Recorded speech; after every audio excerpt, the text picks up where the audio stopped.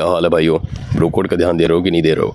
मर्द कम्युनिटी के बीच में जो एक भाईचारा हुआ करता था उसका ध्यान दे रहे हो कि नहीं दे रहे हो? क्योंकि आज की डेट में तुम लोग खुद देखते जा रहे हो कि सब चीज़ें मर्दों के खिलाफ होती जा रही हैं, फिर चाहे वो लॉज हो या फिर हमारी सबसे स्ट्रॉन्ग टीममेट वुमन, वो भी हमारे ऑलमोस्ट अगेंस्ट होती जा रही है। इस केस में हमारा फर्ज बनता है कि हम एक आदमी होने के नाते दूसरे आदमी का सपोर्ट जरूर करें। रास्ते में तुम कहीं भी जा रहे हो, बूढ़ा बच्चा बड़ा भाई साथ का कोई भी तुम्हें मिले, जैसे भी तुम्हें हेल्प करने का मौका मिले जरूर करो। जहाँ एक आदमी के लिए कोई खड़ा नहीं होता वहाँ तुम मेरे भाई एक ऐसे आदमी होने चाहिए जो उसकी हेल्प करने के लिए खड़ा होगा, फिर चाहे वो छोटी से छोटी हेल्प क्यों ना हो, स्कूल में, कॉलेज में, मेट्रोज में, कहीं पर भी जैसे भी तुम्हें हेल्प करने का मौका मिले जरूर करो। और डेली बेसिस पे तुम किसकी क्या हेल्प कर रहे हो नीचे कमेंट करके जरूर बता देना। अब आज मैं जिनकी स्टोरी बताने वाला हूँ उनके लिए सबसे पहले तो भाई आपको प्राउड फील करना चाहिए, क्योंकि जब इनके ऊपर एलिमनी का केस हुआ तब इनके भी दिमाग में आया था कि मैं भी आत्महत्या कर लेता हूँ, लेकिन इन्होंने अपने इमोशंस को कंट्रोल किया, खुद को समय दिया, खुद को संभाला, खुद को मोटिवेट किया और अगला अतुल सुभाष बनने से खुद को रोक लिया। इसलिए भाई इस चीज़ के लिए इनको अप्रेज करना बहुत ज़रूरी है। अब मैं आप लोगों को केस समझा देता हूँ कि हुआ क्या है। इन भाई का नाम है विनायक गुप्ता। इनकी शादी हुए लगभग 1 से 1.5 साल हुए हैं। अब जिस लड़की के साथ शादी हुई थी उस लड़की और उसके परिवार वालों ने मिलकर इनके ऊपर फेक डाउरी, फेक आर और पता नहीं कौन कौन से केसेस लगा दिए हैं। अब इनसे डिमांड कर रहे हैं एलिमनी की, वो भी 1 करोड़ के ऊपर की। अब इन्हीं सब केसेस के चलते जो हमारे भाई हैं विनायक, इनकी जॉब भी चली जाती है। आप लोगों को मैं बेटर कंटेक्स्ट देने के लिए एक वीडियो चलाता हूँ, उसको लास्ट तक देखिएगा। हेलो दोस्तों, मेरा नाम विनायक गुप्ता है और मैं मुरादाबाद यूपी से हूँ। मेरे ससुराल पक्ष की माने तो मैंने बहुत बड़ी गलती कर दी अपनी पिछली वीडियो में बोलकर, इसलिए एक धमकी आई है। मैं आपको अभी थोड़ी देर में बताऊंगा वो, मगर उससे पहले मैं वो केस रीड करना चाहूँगा जो इन्होंने मेरे पे किया है। ठीक है, तो इन्होंने केस किया है थाना बैजोई, जिला संभल से, बट क्योंकि कोर्ट चंदौसी में इसलिए चंदौसी जाना पड़ता है डेट पे। यह है कि प्रार्थनी की शादी दिनांक 26/1/2023 को विनायक गुप्ता पुत्र अखिलेश गुप्ता निवासी मुरादाबाद के साथ हिंदू रीति रिवाज के अनुसार संपन्न हुई थी, जिसमें प्रार्थनी के पिता ने अपनी हैसियत से ज़्यादा दान दहेज दिया, किंतु प्रार्थनी का पति और परिवार वाले खुश नहीं थे। उनका कहना था कि विनायक गुप्ता को 16-20 लाख रुपए मिलते हैं और इसके बाद भी 1.5 करोड़ का दहेज पूरा नहीं किया। तुम 50 लाख रुपए अपने पिता से लाकर दो। और हाँ ना करने पर प्रार्थनी को शारीरिक व मानसिक यातनाएं देनी शुरू कर दिया। ठीक है, यह है कि दिनांक 14/12/23 को घर में कथा का आयोजन किया गया, जिसमें उक्त सभी नंदे व नंदोई घर में आए हुए थे। दिनांक 15/12/23 की करीब सुबह 8 बजे सभी लोग नाश्ता कर रहे थे।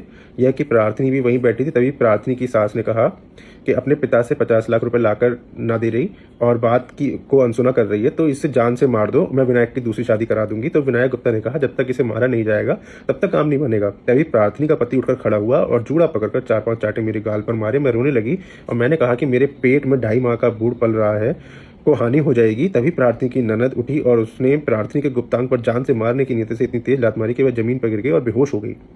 यह है कि प्रार्थनी के होश में आने के बाद उसने अपने पिता को फ़ोन किया और वह प्रार्थनी को कांशी नर्सिंग होम में ले गए।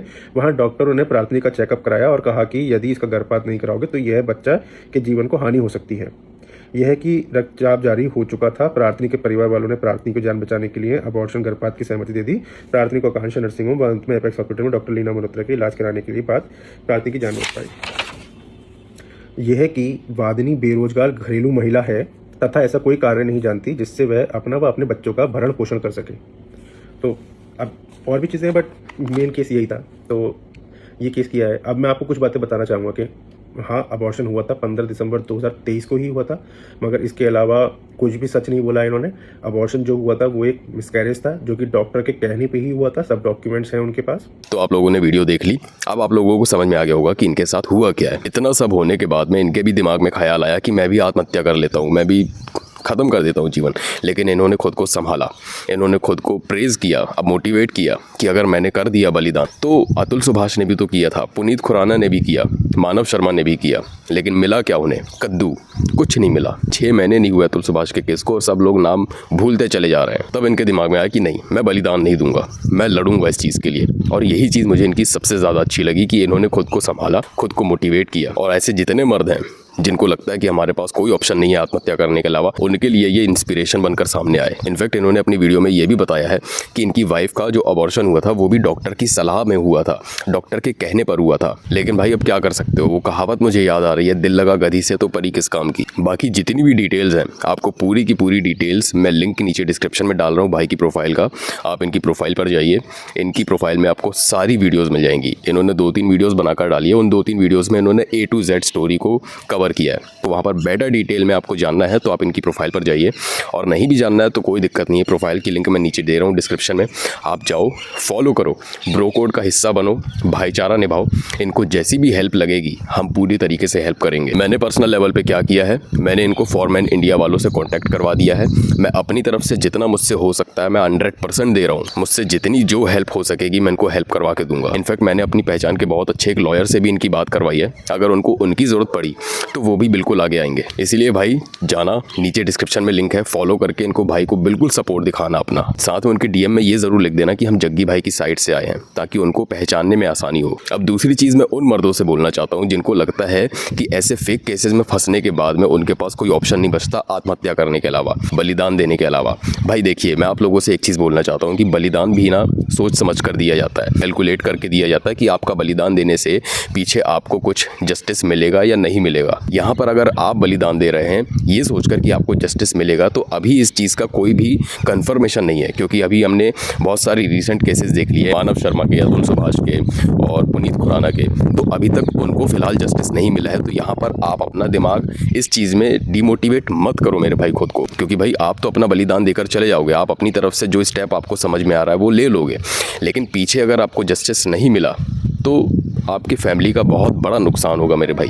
और अगर जस्टिस मिल भी गया तब भी आपकी फैमिली जो खोएगी वो आपको नहीं पता, उस चीज़ का भुगतान आप कभी भी नहीं कर पाओगे, क्योंकि आप बचोगे ही नहीं जीवन में। इसीलिए भाई करंट सिचुएशन ये है कि हमें लड़ना होगा, हमें अपने अधिकारों के लिए, हमें गलत चीज़ों के खिलाफ लड़ना होगा, हमें मेंस कमीशन के लिए आवाज़ उठानी पड़ेगी, हमें प्रीनप्शियल एग्रीमेंट्स के लिए आवाज़ उठानी पड़ेगी, हमें जेंडर न्यूट्रल लॉज के लिए आवाज़ उठानी पड़ेगी, क्योंकि चुप रहकर या फिर आत्महत्या कर खुद को ख़त्म करके कुछ भी नहीं मिल रहा है मेरे भाई। और बात मैं यहाँ पर सिर्फ मर्दों की नहीं कर रहा हूँ, अगर मैं औरतों की भी बात करूँ, वुमेन साइड की भी बात करूँ, तो कोलकाता वाला केस देख लो, कोई जस्टिस अभी तक नहीं मिला। तो भाई यहाँ पर बलिदान देना आपका बिल्कुल भी वर्थ इट नहीं है। तो आपके जितने भी ऐसे मर्द हैं जो वीडियो देख रहे हैं, जिनके दिमाग में ऐसे ख्याल आते हैं ऐसे केसेस में फंसने के बाद, तो भाई मेरा जग्गी भाई का चैनल आप ही लोगों के लिए है। बिल्कुल आप डिस्क्रिप्शन में जाइए, इंस्टाग्राम का मेरा लिंक दिया हुआ है, आप वहाँ पर जाकर मुझे DM करिए। मैं पर्सनली बैठ कर DM चेक करता हूँ मेरे भाई की कोई बहुत ज़्यादा इंपॉर्टेंट DM है तो मैं उसको सबसे पहले रिप्लाई करता हूँ। हालांकि मैं रिप्लाई सबको करता हूँ, लेकिन कोई इंपॉर्टेंट मैसेज होता है जिसको हेल्प की ज़रूरत होती है तो उनको सबसे पहले मैं प्रायोरिटी देता हूँ। तो मैं वो आदमी हूँ भाई, जहाँ पर आपकी हेल्प के लिए कोई खड़ा नहीं होगा ना, वहाँ जग्गी खड़ा होगा। ये चीज़ मेरे सारे मर्द भाई याद रखेंगे, जो भी ऐसे केसेस से जूझ रहे हैं, जिनके ऊपर ऐसे केसेस चल रहे हैं, भाई मैं बिल्कुल सपोर्ट करूँगा। मेरी तरफ से जितना 100% होगा ना, 110% भी होगा तो मैं 110% भी दूंगा। लेकिन आप अपने दिमाग से ये ख्याल निकाल दो कि आपके पास कोई ऑप्शन नहीं बचा है आत्महत्या करने के अलावा। मेरे भाई ये सबसे घटिया चीज़ है जो एक आदमी अपनी लाइफ में कर सकता है ऐसे झूठे केसेस में फंसने के बाद। मैं समझता हूँ भाई, भावनाओं को समझता हूँ कि ऐसे केसेस में फंसने के बाद बहुत सारी चीज़ें दिमाग में आती है, करियर ख़राब होने लग जाता है और कई सारे केसेस में ख़राब हो भी जाता है, सोसाइटी में बहुत ज़्यादा बेइज्जती होती है, सब चीज़ भाई मैं समझ रहा हूँ। लेकिन इस चीज़ से लड़ा जा सकता है। जीवन ख़त्म कर लेने से आप प्रॉब्लम से भाग जाते हो इनडायरेक्टली, तो भागना नहीं है यहाँ पर, हमें इस चीज़ के लिए लड़ना है। अगर सारे मर्द ऐसे झूठे केसेस में फंस कर खुद को ख़त्म कर लेंगे बलिदान देने के नाम पे, तो भाई हमारा जो मिशन है वो अधूरा का अधूरा ही रह जाएगा। अगर सरकार के मुंह में तमाचा मार के उसको जगाना है कि क्या कर रहे हो तुम लोग, किस तरीके के लॉज बना रहे हो, क्या चल रहा है देश में, तो भाई तमाचा इसी तरीके से मारा जा सकता है। एक तो वोट मत दो, सिर्फ और सिर्फ नोटा पे बटन दबाओ। और जितने लोग ये कमेंट करते हैं ना भाई नोटा पे दबाने से कोई अनवांटेड कैंडिडेट जीत जाएगा, भाई आप सिर्फ नोटा पे दबाओ।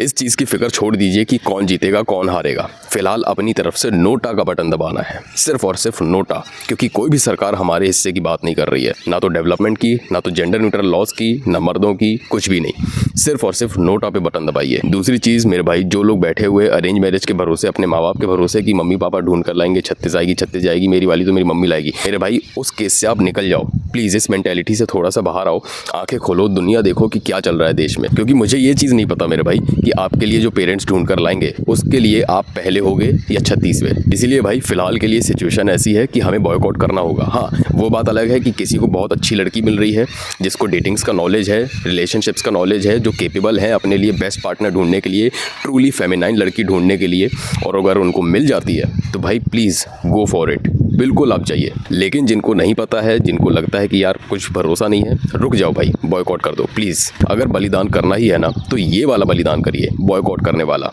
ना कि अपनी जान देने का। तो बस भाई आज के लिए बस इतना ही। वीडियो कैसी लगी, पसंद आई हो या ना पसंद आई हो, कोई दिक्कत नहीं है, आप बस शेयर कर देना क्योंकि मैसेज पहुंचना बहुत ज़रूरी है। इसके साथ ही मैंने लिंक नीचे डिस्क्रिप्शन में दी हुई है विनायक भाई के इंस्टाग्राम अकाउंट की और मेरे इंस्टाग्राम अकाउंट की, दोनों की लिंक आपको नीचे मिल जाएगी। आप जाइए, विनायक भाई को भी फॉलो करिए, मुझे भी फॉलो करिए, विनायक भाई को जाकर फॉलो करिए ताकि आप उनको अपना सपोर्ट दिखा सके, ब्रो कोड का हिस्सा बनिए, और मुझे फॉलो करिए ताकि आपके साथ अगर ऐसे केसेस हो रहे हैं तो मैं आपकी हेल्प कर सकूं। इसके साथ ही अगर चैनल पर नए आए थे तो चैनल को सब्सक्राइब कर लेना, और अगर मेरी रायपुर की जर्नी पूरी जानना चाहते हो तो प्लीज़ 50,000 सब्सक्राइबर्स तक जल्दी से जल्दी पहुंचा दो, क्योंकि इतनी ज़्यादा मोटिवेटिंग और इतनी ज़्यादा इंस्पायरिंग स्टोरी है कि आप बिलीव नहीं करोगे कि मैंने क्या क्या चीज़ें फेस की है। इसीलिए सब्सक्राइब कर देना। इसके साथ ही अगर तुम मुझसे 1-on-1 कोचिंग कॉल में बात करना चाहते हो तो लिंक नीचे डिस्क्रिप्शन में है, चेक कर लेना। मैं मिलूंगा आपको नेक्स्ट वीडियो में। टिल देन मचाते रहो। कैमरा ऑन, पूरा खेल है रॉ, जो सोच भी ना सके वो करता हूँ मैं नाउ, रात दिन ग्राइंड, हाथों में माइक, मेरी कहानी लिखी जैसे छोटी कोई फाइट।